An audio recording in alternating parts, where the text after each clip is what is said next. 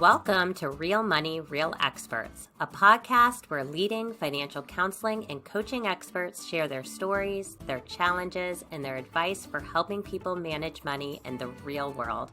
I'm your host, Rachel DeLeon, Interim Executive Director of the Association for Financial Counseling and Planning Education, or AFCPE. And I'm your co-host, Dr. Mary Bell Carlson, an accredited financial counselor, or AFC, and the CEO of Carlson Consulting. Every episode, we're taking a deep dive into the topics that personal finance professionals care about, helping clients, building community, and your professional growth. Today, we are excited to welcome Heath Carelock to the show. Heath is the Program Director for the Financial Empowerment Center at Prince George's Community College, centrally located in Largo, Maryland. He is an alumnus of the college and later returned to serve as an adult education instructor for English language learners.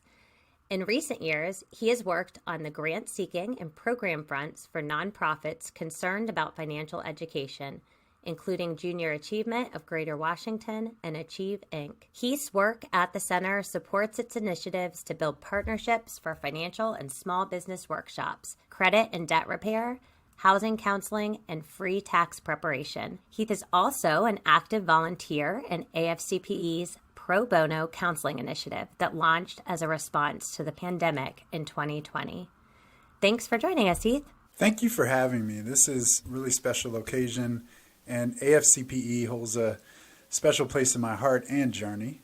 And I'm just very fortunate to be able to leverage the resources that you all put out, the certification program, and all of the expertise associated with the wonderful professionals who are networked to AFCPE. It's really been a life changer, a game changer for me, and allowed me then to become a life changer and game changer for others. So thank you guys at AFCPE. Heath, we're just so pleased to have you today.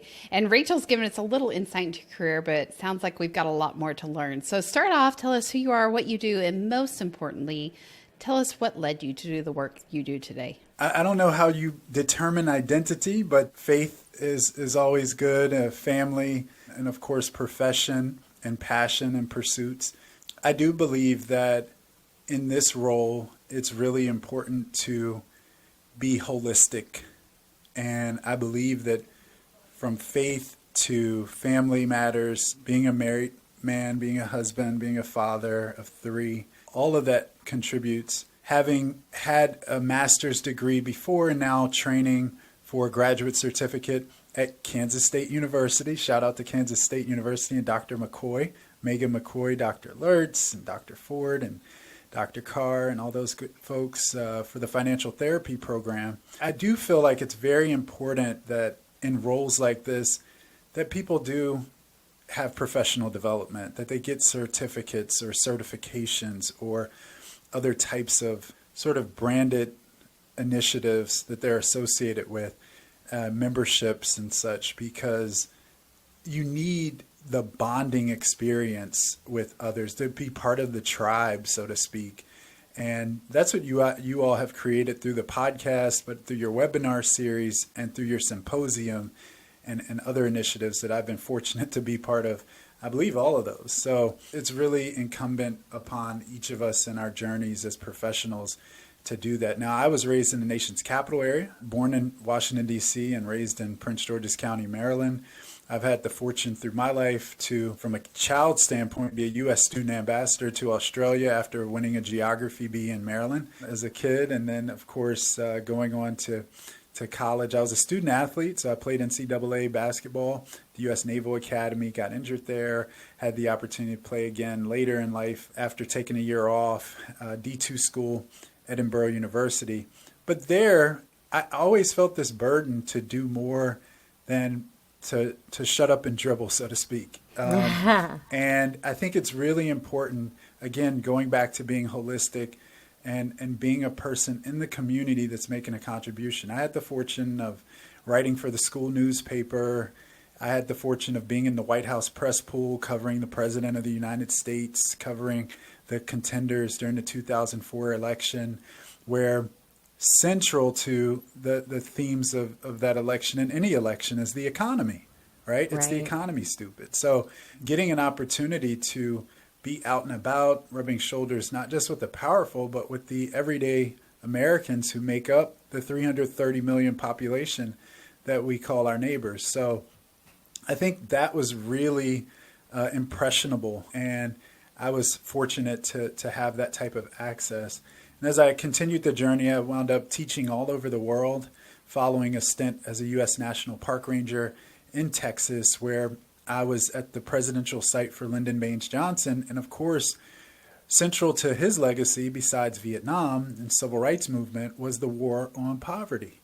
And there I learned so much about the economic initiatives of this country that tried to get America back on track after some of the recessions of the 50s and early 60s. So I think that it's really important that as Americans, as financial counselors, as people who are informed, that we do bring the rest of us to this job, and as counselors, as financial educators, as coaches and therapists and planners and advisors. I love that. And you talk about the importance of being holistic, while you're working with clients. And it sounds like you've had a very holistic experience throughout your life. But one of the things, when we talk about the AFC is that it provides holistic education, and it trains counselors to meet people where they are. This year, we're celebrating 30 years of the AFC certification. I'm curious what inspired you to pursue the designation. Well, it's critical to push ourselves into that professional development space, to be formed, to be informed, to be deliberate and intentional with our intellect, but also our ego. And so there's the case where just because you feel like you're in a space and that you're a fairly intelligent person or this, that, and the other, it doesn't mean that you have all the competencies honed in to be effective for people who are in dire straits. And so I thought it was really important to continue that education, to learn, and to be available to the network of AFCs so that I could learn from other people's stories and I could get the type of information that really makes a difference for people we serve. Now, I will say that my journey into the financial education literacy space began as a fellow through a group called Education Pioneers.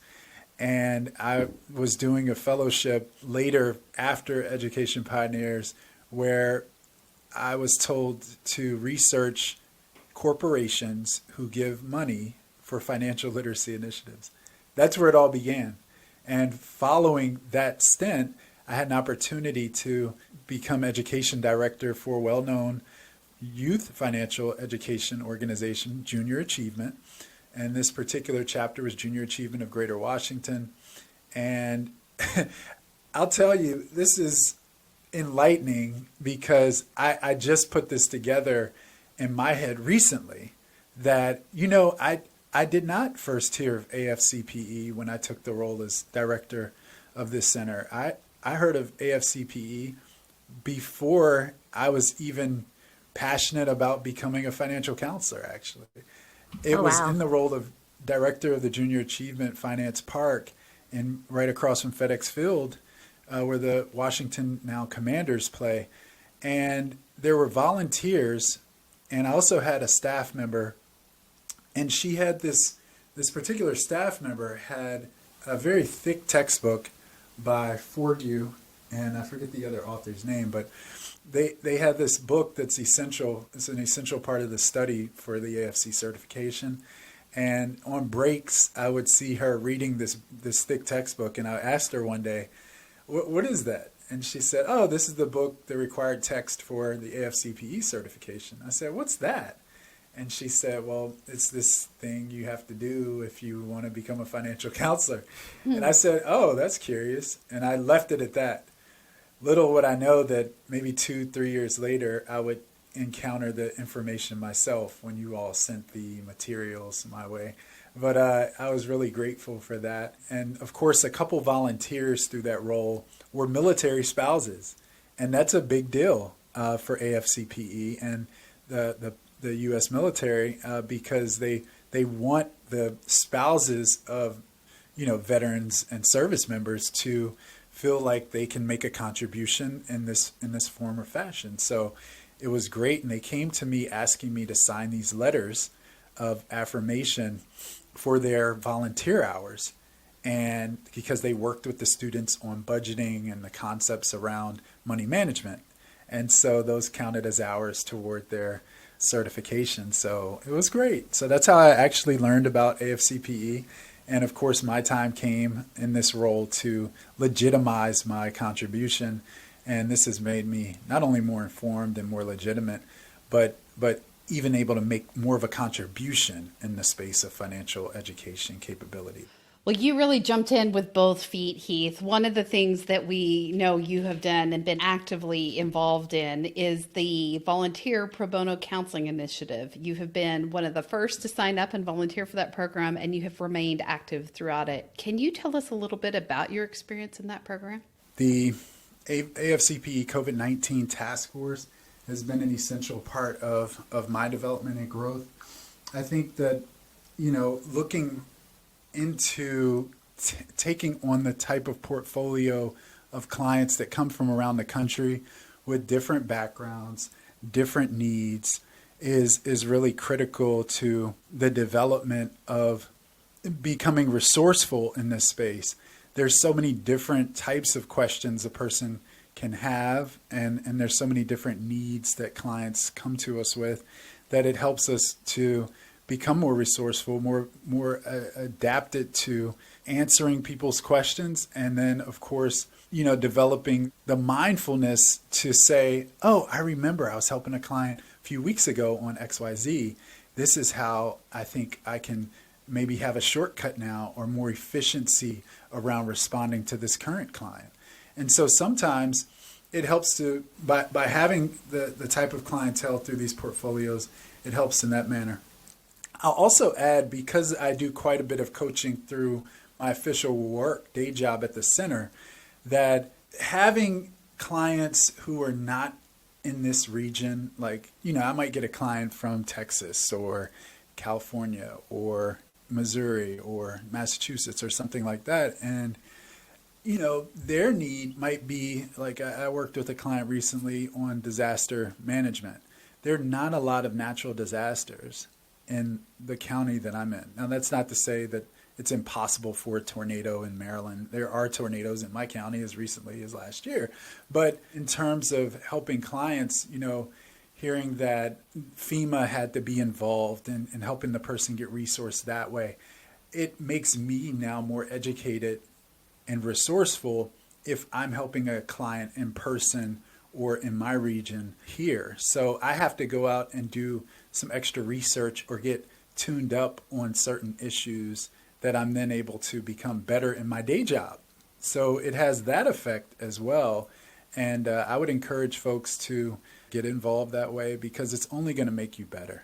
Heath, you talked a little bit about, sort of the different scenarios you're seeing from different clients. I'm curious, are you seeing any trends in the types of questions that are coming in from clients? That's a great question. The Washington Post actually reached out to me a few weeks ago, and their writers just wanted to know about, hey, is inflation affecting your clients? And that was a great question. And I also, would say that gas prices affect the clients, the food shortages, different locations. Some people have lost their jobs or are in between jobs. We heard of, the events of the job market and people doing the great resignation recently. And so people are transitioning right now, and that's a big deal. And so we do see joblessness. We do see people coming in trying to learn money management. We do see people stressed out about expenses and budgeting skills, and who aren't making ends meet, who know that they have habits that are counterintuitive and not helping them move in a direction of financial security or stability. And in some instances, survival is on the line for, if not the individual, survival is on the line for relationships.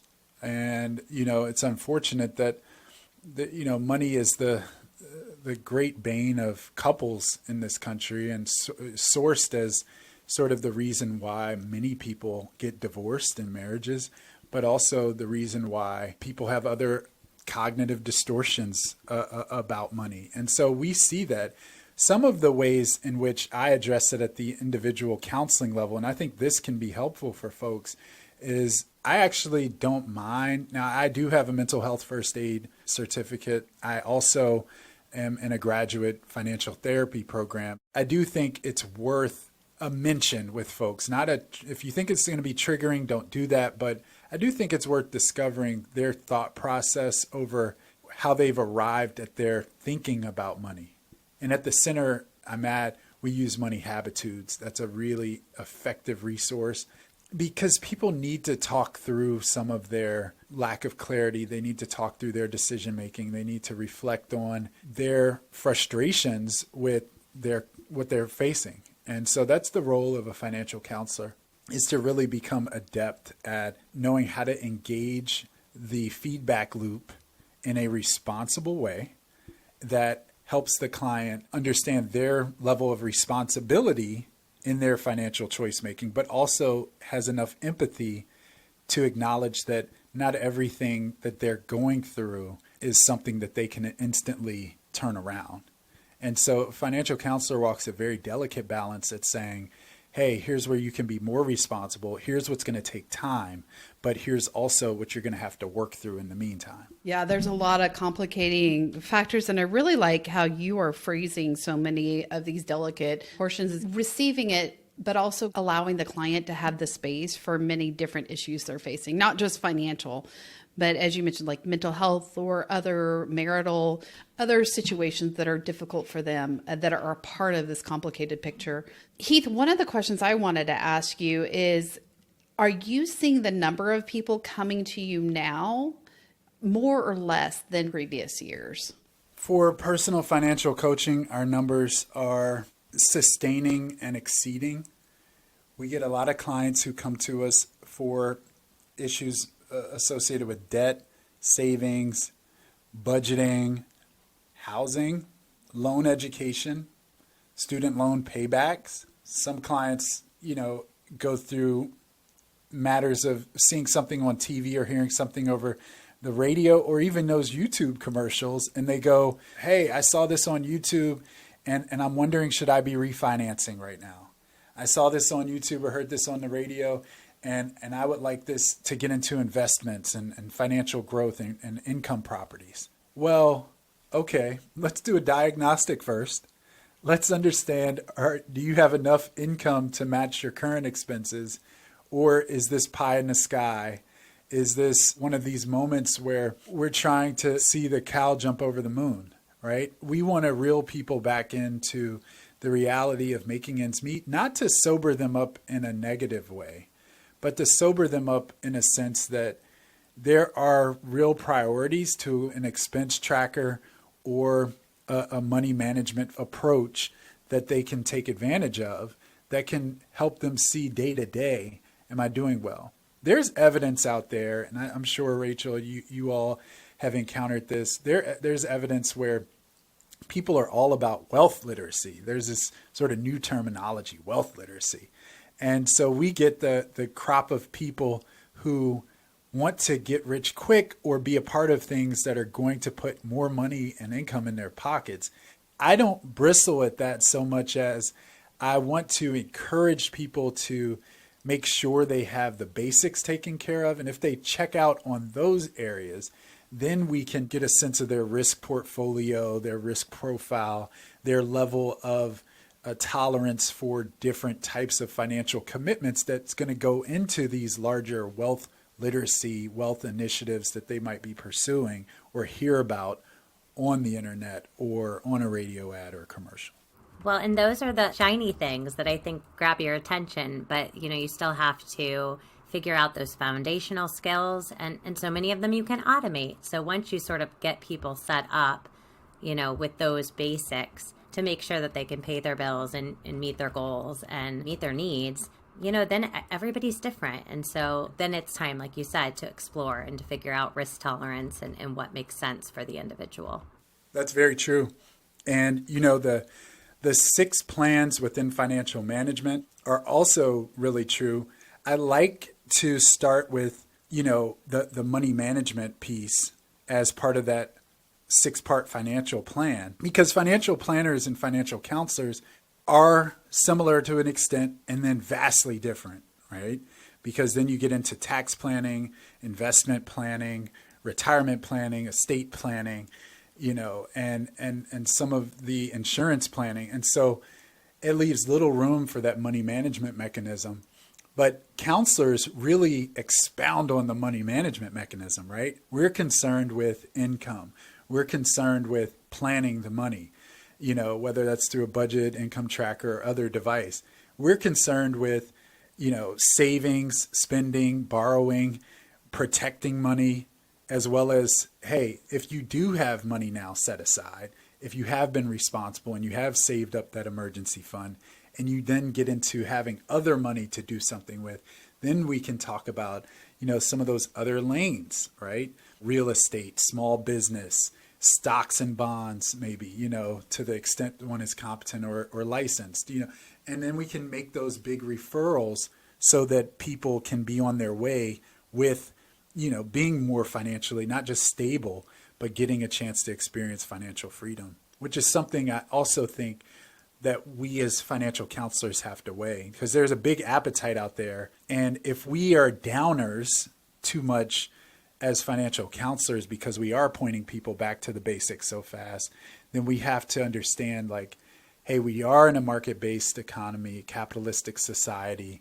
and people do get bombarded with ads that help their sense of happiness around how they might get to participate. And we don't want to be seen as sort of counter to that, but we also don't want to lead people astray, giving them false hope if they're not prepared to take those steps. So it's a really important line to toe to get people going in the right direction in a responsible way that they can sustain and then transition off of to do bigger things with money. Heath, one of the things I love is, as you're talking about people coming in and seeing what they do on TV or, asking the questions about, how do I build wealth? I think what really resonates with me is that they found their way in and that they're talking to you. And, that's such a big step. And I think that's a barrier for a lot of people. And, as we've launched this virtual financial counseling portal, there were so many amazing professionals like you who stepped up and stepped in to fill this need. But we talk internally about how important it is to start to build capacity directly within communities and ensure that people know where to go. So I'm curious, even with your, you get the empowerment center that you work at, what are some of those things that you do to really reach out to the community and pull people in? So marketing is so vital to getting the messaging across to the community that this is a responsible behavior to take, right? It's very important, the framing of these services. Some people are actually turned off by the terminology around counseling as opposed to coaching, as opposed to therapy, as opposed to mentoring. And so I've even heard there were debates over calling it prosperity centers as opposed to money management centers, as opposed to financial capability centers, as opposed to calling it financial empowerment. These terms actually are very nuanced. They all mean something differently. And how we frame our outreach and our service this way is really critical. But also the outcomes.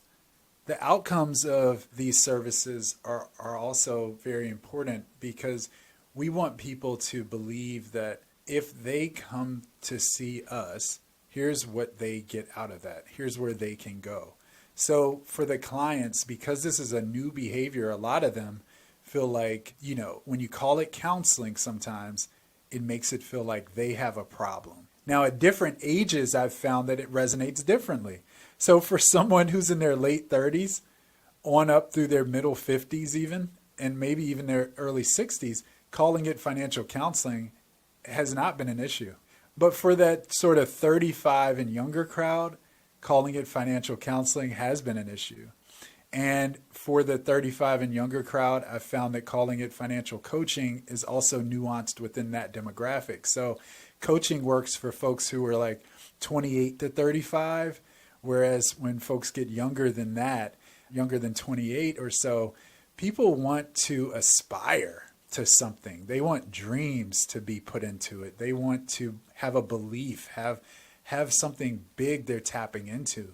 And so the better the framing around that, I've asked many experts in this space, about this question I have, and I'd love to get you all's feedback too on whether for younger audiences, should it be called financial counseling when they don't have a lot of capital to build off of? So they don't need counseling so much as they need a vision. And so I've teased with, financial dream casting. I've teased with financial dream coaching. I've teased with financial aspirational coaching. It's just like we have to frame it differently for younger audiences who are still hungry to be nurtured that way, but also to be mentored that way so that they get it right. Some people don't want to repeat the same mistakes as their parents or their friends or the people they wake up and see as neighbors on their street or block. And so we have to capture those people through our resources and through our intelligent outreach. I also think, one thing I know that financial counselors do well is listen. If you're a really good counselor or coach, you listen and you hear your client. And I think that's how you're able to see, like, you're meeting them and their dreams, where that starts. And it looks different for everyone. I also am glad that you mentioned that words matter, because you're exactly right. Those words and what we call ourselves matter to different clients and have a different meaning with different generations or even different genders. It can mean different things to different people. And so while I've had the experience of some not wanting to come to financial counseling, but they would be happy to talk to a financial coach or a financial planner. So I do think it really does matter how you say things, how you call yourself, what you say, and words matter. At the end of the day, that's really important to remember, and knowing that you have that field. You know how, different ice cream shops or frozen yogurt shops or what have you have like flavor of the month? Yeah. I think that in the media or the way people do get their information, that they're buzzwords for a time, and then they kind of fade to the background. And people come to us with some of those buzzwords sometimes, whether it's about investment or something going on in drop shipping, like, hey, can you help me learn drop shipping? And you're like, well, some of this might be out of scope for what I really, am trying to do. I can learn a little bit about that and give you some pointers, but I still want to know, once you come to me, where are you at? So I always challenge people to do a diagnostic with us. Let us see, like from an assessment standpoint, or something as easy as the CFPB questionnaire, and using that to sort of get some indicators. Here's how you match up against the data. For all of the personal financial coaching clients that I see through the center, we use money habitudes. And some people say, well, why do you need to know their attitudes, beliefs, opinions, behaviors toward money? And I say, well, Sybil's product actually is a great conversation starter, but it goes way past that because of the key word you mentioned earlier, which was listening. If we listen, then we can hear the different areas a client is entangled with or struggling with or curious about and maybe even neglecting. And so I think that's critical. Heath, at the end of each interview, we like to ask our guests to share their 2 cents. If you had one piece of advice to offer our listeners, what would it be? For the counselors out there who are trying to work on their practice and their approach, I do think it's important that we have these conversations. One of the ways I made it through the pandemic was listening to podcasts, not just obviously professional financial counseling or financial associated podcasts, but things like counseling podcasts, things like therapy podcasts, things like trauma podcasts. And out of that came my desire to synthesize all of that content and information into teachable aspects. And that's what gave me the impetus to share those 3 hopefully helpful webinar presentations through the AFC PE network, creating this national dialogue within the financial counseling coaching community around financial trauma. And I would say being sort of aware of what we're going through at any given time as a country is really important. Each of us have to be the constant financial counselor or planner or what have you. And to do that, I believe we have to do as Stephen R. Covey said, which is sharpen the saw. And we sharpen the saw when we take moments to develop ourselves professionally, when we take moments to acknowledge that we can get better with our craft. And I think that's really important to pointing people to better financial outcomes and financial self-efficacy. Heath, thank you so much. I'm curious, for anyone that's listening, could you tell our listeners where they can connect with you? Yes. So my day job is through the Financial Empowerment Center at Prince George's Community College, a project of the United Way of the National Capital Area, powered by Truist. And we have other grants that we operate with from Capital One Bank Foundation and also from United Bank and even the Cash Campaign of Maryland. I created a business recently. It's called Care Financial Impact. It's under my label of Carelock Social Impact Solutions, LLC. And so I can be reached out to on that front at heath@thecarelock.com. Also on LinkedIn, if you want to link in with me. Several of you through the webinars of AFCPE have reached out there. Thank you so much, Heath. We appreciate you coming on the show today. Absolutely. Rachel, what a background Heath has. I had no idea what a robust background he's done. And really, honestly, as he was talking through his background, I thought he's done a little bit of everything. There's almost nothing he hasn't completed at some point in his life. And I really like that he is always learning, not just through AFCPE, but he mentioned that he's gone back to Kansas State. And I noticed that even through his verbiage and how he approached different questions, that his knowledge base has continued to expand and evolve, even though he's been in the profession for a long time. I think this was a really inspiring moment for me and anybody else, honestly, that's been in the profession for a long time, that we can all still continue to learn and enhance our skills in so many different areas, that just because you've completed a certification or a degree doesn't mean you're done, right? That there's always something that you can learn. And I just think Heath is such a good example of continuing to learn no matter what. One great point that I think Heath made is that so many are getting their information from social media and media sources in general. So definitely use that for your good. And then last but not least, I really was interested in how he talked about his framing of what you say matters to different generational clients. And it's really important to keep that in mind of not only what you call yourself, but what you say and how you say it and what the titles mean. And it really depends on the generation that you're working with and who you're focused on. Makes a good argument for knowing your niche and sticking with that. Mary, I couldn't agree with you more. One thing I really love about Heath is his aptitude for learning. And like you said, it's not only within the AFCPE community, but I love the little anecdote he said about how over the pandemic, he didn't just listen to personal finance podcasts. He dove into podcasts around counseling and trauma and therapy, which really allowed him to be informed and meet his clients where they are, even beyond the personal finance realm. The last thing I want to call out is, just like you, I think he has some really great insights into marketing. And I think that's something a lot of us are thinking about, whether we work like Heath in a financial empowerment center, we have a private practice in banks and credit unions, but the audiences that we work with are vast, and the way that we talk and the words that we use are so important. And so knowing your audience, being able to tell the story and to equip our clients with the ability to tell their story is really important in getting the word out that financial counselors are available and accessible and able to help people get to where they need to go. Thanks again for tuning in today. For anyone that's listening, we are just a few weeks out from the invitation to present deadline. So if you're thinking about submitting a proposal to present at this year's AFCPE Symposium, that deadline is Friday, June 3rd. This year's event is going to be hybrid, so you can join us as a presenter in person in Orlando, Florida, or virtually. Thanks again for listening. Until next time.